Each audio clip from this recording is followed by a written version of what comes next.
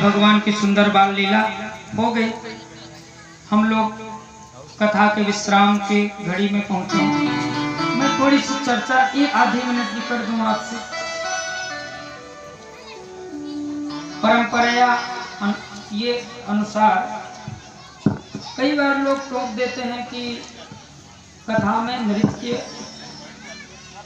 ठीक नहीं है ऐसा, और कई बार बहनें संकोच भी इसीलिए करती हैं। तो जो पहले दिन दूसरे दिन की कथा सुने होंगे सबको ध्यान होगा, भक्ति देवी स्वयं अपने पुत्रों सहित आके नाची थी। और मैं आपको एक शब्द देता हूं, जाकर घर लिख करके उसके खेल को समझना।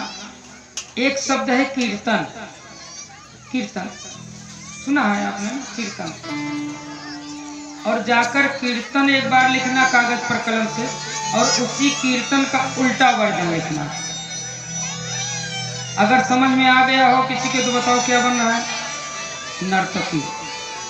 तो मेरे भाई बहन, ये मान्यता है भागवत जी के सामने जो कीर्तन करके नृत्य कर दे उसको जन्म जन्म के नाचने की विद्या से मुक्ति।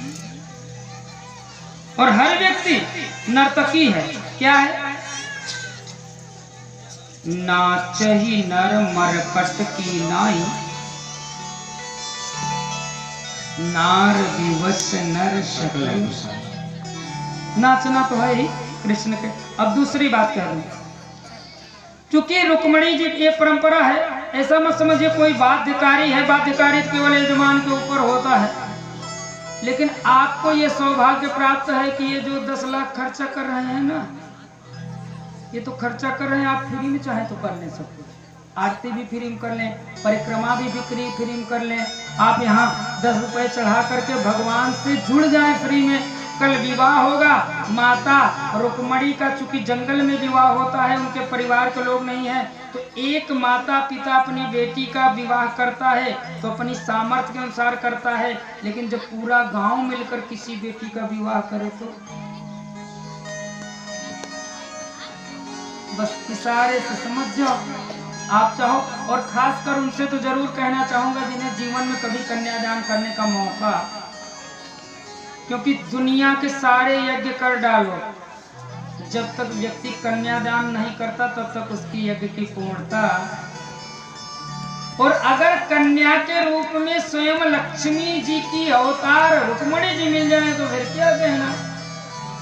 और दूसरे उनके लिए भी एक संदेशा है, जिनके बेटियों का ठीक से विवाह होने में कठिनाई आती हो, विलम्ब हो रहा हो, नहीं हो पा रहा हो, देरी होती हो, आकर करो ना करो। अपने भाव पर निर्भर करता है। अगर न परिणाम मिल जाए पूछना इनसे, यजमान से। हम राम कथा तलियर में कह रहे थे, माता जी गई थी, इन्होंने कहा कन्हैया हमारे यहाँ भेज दीजिए, हम कहीं से कहिए चले जाएंगे। और इन्होंने कहा इनके घर कन्हैया आ गए, उसी के लिए आज भागवत हो रही है। आप करके तो देखो। इसलिए मेरा बस इतना ही संदेश था कि कल आप लोग थोड़ी ना कुछ कर सको, जिसके पास कुछ भी ना हो, थोड़े से 1-2 पुष्प लेते आना, बाद में आकर गद्दी पर हम भगवान को अर्पण करके उनसे कह देना, हे प्रभु। आपने देखा ना वो बासी कड़ी भी खाता है। अब हम लोग बड़े प्यार से धीरे धीरे आराम से उठना भाई, क्योंकि बहुत देर से बैठे हैं और खड़े होंगे। अब चूंकि पर्याप्त संख्या, इसलिए आगे पीछे मत होइए। आरती गाइए, बैठ जाइए, प्रेम से आरती लीजिए और प्रसाद पाइए। कल समय पर पधारिए, ग्रहण काल में पूरे कथा सुन लीजिए, ऐसा मौका फिर नहीं मिलेगा। क्योंकि कथाएं तो कई बार होगी गांव में, लेकिन ग्रहण फिर। इसलिए अब तो बस यही कहना है